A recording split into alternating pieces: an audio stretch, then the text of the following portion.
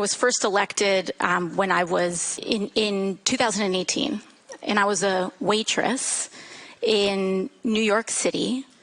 I had no health insurance. I could not pay my rent.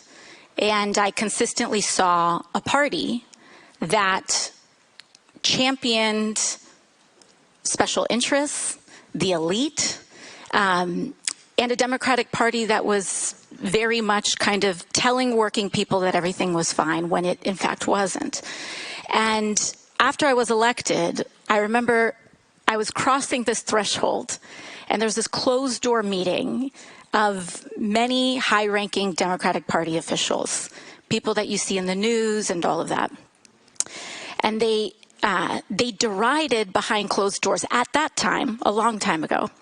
They derided many of the populist demands that I had run my campaign on. And I had defeated a 20-year Democratic incumbent that was part of Democratic Party leadership. And they said $15 minimum wage at that time, way too high, too severe. The idea of tuition-free public colleges and universities, too far, expanding health insurance and Medicare, too extreme. And these were all the things that I, as a waitress, had campaigned on and had been major pain points in my life. And then they said, we have to listen to working class people more.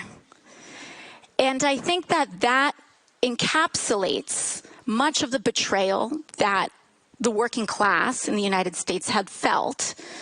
But we have also come a long way since then. And we have a long way to go. The United States right now is experiencing a political pendulum. And depending, really, the party that is seen most as betraying the working class tends to be the governing party in this moment. Right now, that happens to be the Republican majority.